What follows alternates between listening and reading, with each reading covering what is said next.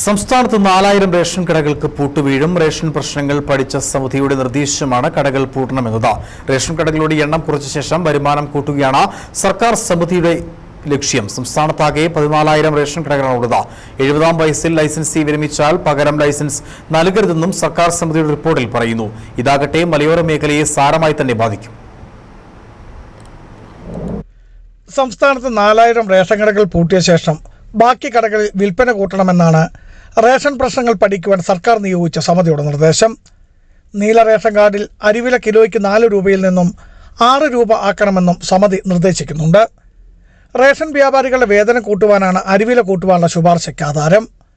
സംസ്ഥാനത്ത് ആകെ 13,872 റേഷൻ കടകൾ 10,000 കുറയ്ക്കുക വഴി പൊതുവിതരണ മേഖലയിലെ നഷ്ടം കുറയ്ക്കുകയാണ് ലക്ഷ്യം. പ്രതിമാസം 15 കിൻഡലിൽ താഴെ കച്ചവടമുള്ള 85 കടകളുടെ കാര്യത്തിലും പ്രത്യേക തീരുമാനം വേണമെന്നും സമിതി ചൂണ്ടിക്കാണിച്ചിട്ടുണ്ട്. തെക്കൻ ജില്ലകളിലാണ് റേഷൻ കടകൾ ഏറെയുള്ളതും.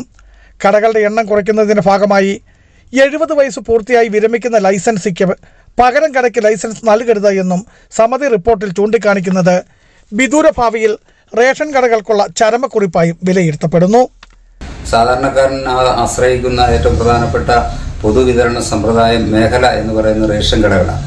അവിടെ 4000 റേഷൻ കടകൾ ഈ കേരളത്തിൽ നിന്ന് പൂട്ടുമ്പോൾ ഒന്ന്, അത് വിദൂരസ്ഥമായ മേഖലകളിൽ റേഷൻ സാധനങ്ങൾ യഥാസമയം വാങ്ങിയ ആളുകൾക്ക് ഉപയോഗിക്കാൻ കഴിയാത്ത സ്ഥിതി വരും. അതുപോലെ തന്നെ റേഷൻ സാധനങ്ങളുടെ ഈ ദുർലഭം അല്ലെങ്കിൽ ആളുകൾക്കുണ്ടാകുന്ന ബുദ്ധിമുട്ട് നമ്മുടെ സാമ്പത്തിക മേഖലയെ വലിയ ബുദ്ധിമുട്ടിലാക്കും. നമുക്കറിയാം, ഇപ്പോൾ വിലക്കയറ്റം കൊണ്ട് മനുഷ്യൻ പൊറുതിമുട്ടുകയാണ്. പൊതുവിതരണ ശൃംഖലകൾ ആകെപ്പാടെ തകരുന്ന ഒരു സ്ഥിതിയാണ്. അതിൻ്റെ കൂട്ടത്തിൽ ഈ റേഷൻ കടകൾ കൂടി പൂട്ടിക്കൊണ്ട് സർക്കാർ ജനങ്ങളോട് ചെയ്യുന്ന വലിയൊരു വെല്ലുവിളിയാണ് ഉണ്ടാകാൻ. റേഷനിംഗ് കൺട്രോളർ, സിവിൽ സപ്ലൈസ് വകുപ്പിലെ വിജിലൻസ് ഓഫീസർ, ലോ ഓഫീസർ എന്നിവരടങ്ങിയ സമിതിയുടേതാണ് ശുപാർശ. എന്നാൽ ഇത് ഏറെയും ബാധിക്കുക ഇടുക്കി പോലെയുള്ള മലയോര ജില്ലയാകും. കാരണം ഭൂമിശാസ്ത്രപരമായി നോക്കിയാൽ ദീർഘദൂരം യാത്ര ചെയ്ത് റേഷൻ വാങ്ങുക എന്നത് അപ്രായോഗികവും ഇത് കടകളിൽ സ്റ്റോക്ക് നിലനിർത്തുന്നതിനും കാരണമാകും. ഇങ്ങനെ ഭക്ഷ്യധാന്യക്ഷാമ പ്രശ്നത്തിൽ നിന്നും തലയൂരുവാനുള്ള സർക്കാരിൻ്റെ കുടില ബുദ്ധിയായും ഇതിനെ ചൂണ്ടിക്കാണിക്കപ്പെടുന്നുണ്ട്.